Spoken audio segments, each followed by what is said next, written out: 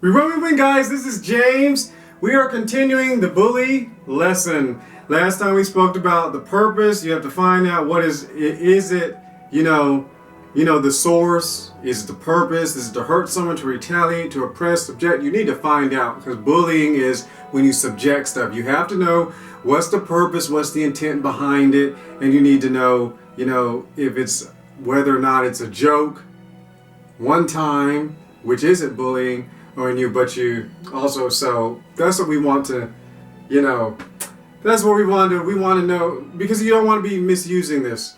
Okay, we're going to continue. Bullying defined. 2, what is the source? You have to discover where the source of, when you discover bullying, if it's really in fact happening, something that takes place over time, you need to discover the source of it. Because if a 12-year-old at school is harassing another 8-year-old at school, you need to find out where the source is, because if this bullying stuff is a fruit of a tree, you need to find out where's this root coming from. So we want to talk about, first of all, it may be the perpetrator themselves.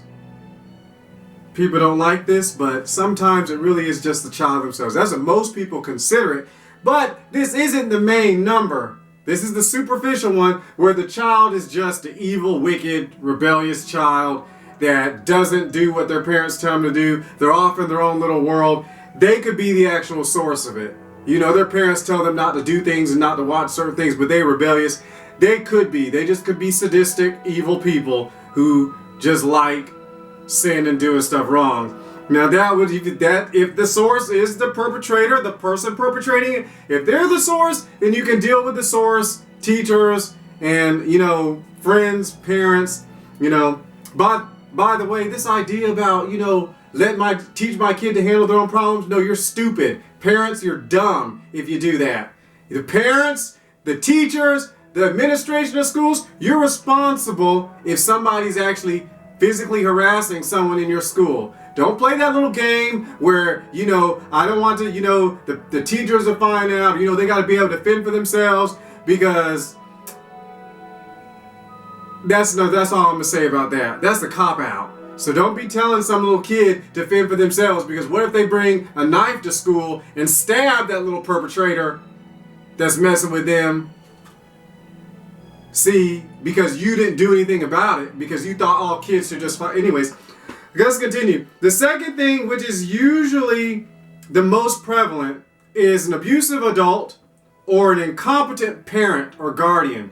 An abusive adult would be any adult that talks down, always is being hard on some child, physical, mental, sexual, whatever type of abuse there. The child is just acting out.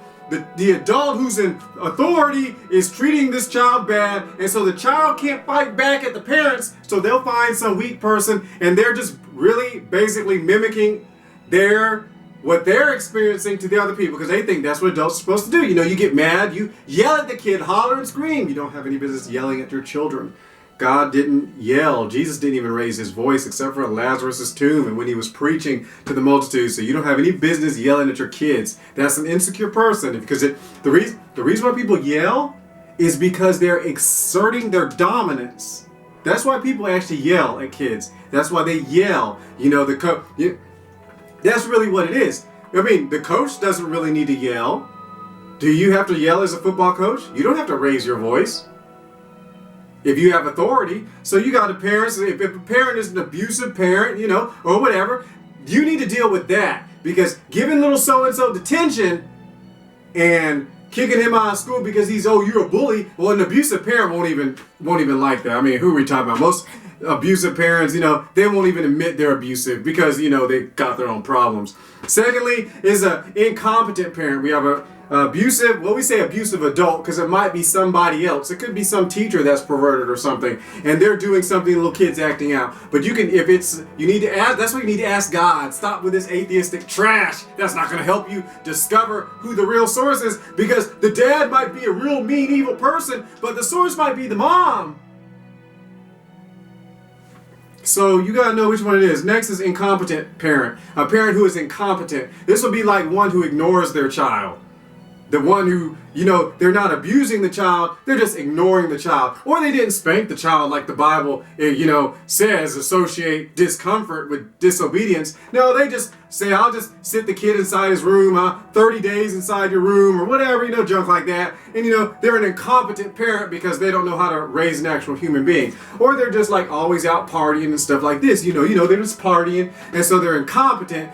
Or, they don't spend time with their child. They think, oh, as long as I provide food and clothing, I don't have to do anything else for the kid. That's an incompetent parent. And of course, because they're not providing the spiritual, mental, and physical needs of the child will act out. Now, that's another thing. And parents, all the parents are right.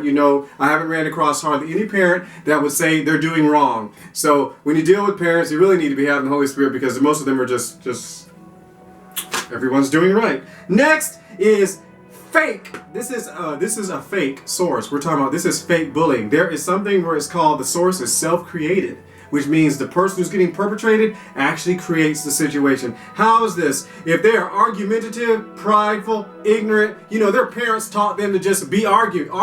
Their parents taught them to be full of pride. I am who I am. I do whatever I want to. You see someone who doesn't like to eat, doesn't like to eat fish, so they go and they sit in front of them and eat fish. Because they're ignorant, they're prideful. They're actually creating the situation.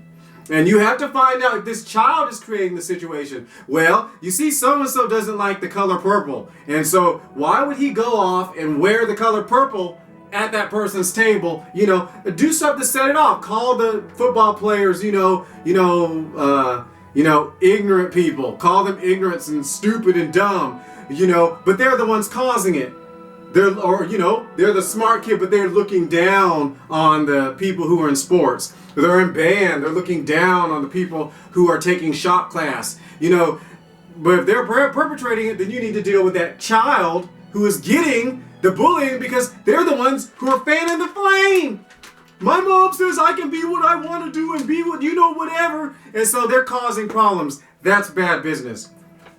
So you have to make sure you do understand the source. Because if you don't know the source, then you won't be able to deal with it. It might be the child who is doing it. It might be some external influence, or it might be the person who's getting it. Because they're getting on the internet and they're doing all this typing and posting pictures and talking about all this stuff they're supposed to do. And they're getting pumped up with pride from dumb parents and dumb teachers and dumb people who don't, they could actually be creating their own situation. So you need to find out which one it is and address it appropriately. Nemu.